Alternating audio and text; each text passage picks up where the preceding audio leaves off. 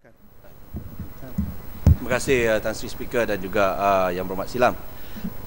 Kita mendengar hujah-hujah yang diberikan oleh pembangkang tentang kononnya kekangan yang telah dikenakan oleh pihak kerajaan atau kementerian melalui Akta AUKU ini. Dan saya minta penjelasan daripada Yang Berhormat Silam. Pertama sekalinya ialah saya seolah-olah mendapat poin daripada pembangkang ni seolah-olah kalau pelajar-pelajar universiti ini tidak melibatkan diri dalam kegiatan politik, berpolitik, berdebat dan sebagainya, mereka ini terkeluar daripada realiti politik negara.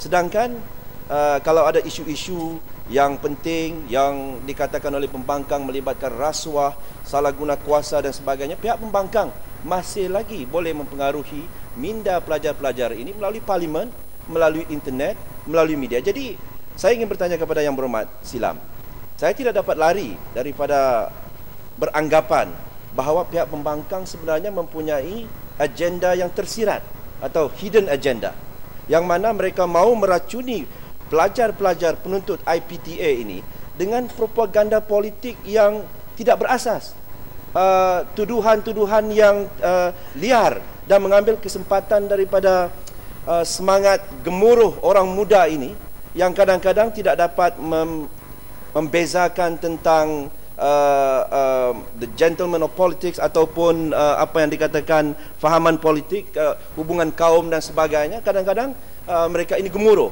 Jadi apakah ini ada satu agenda tersirat ataupun hidden agenda ataupun niat tersirat daripada pihak pembangkang? Minta penjelasan.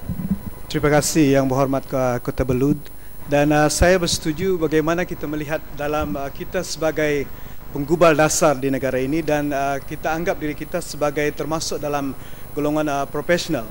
Dan kita melihat bagaimana kerisauan pihak pembangkang dalam mengutarakan idea mereka dan mereka mengkritik dan coba menafikan konon bahawa Akta AUKU ini adalah bertujuan untuk mengekang kebebasan pelajar itu. Saya tahu Yang Berhormat Kota Belud ini juga mendapat pendidikan daripada luar negara dan pernah menjadi pemimpin pelajar di salah satu universiti di tempat beliau belajar, dan jelas sekali memang kita melihat sejak akhir-akhir ini cara ataupun trend berfikir pihak tertentu terutamanya daripada pihak pembangkang ini melihat perkara ini sebagai suatu batu loncatan untuk mereka coba mempengaruhi generasi muda yang sekarang ini. Kalau kita lihat memang kebetulan mereka lahir dalam dunia yang serba maju, yang maklumat itu boleh di hujung jari diperolehi, tetapi kita saya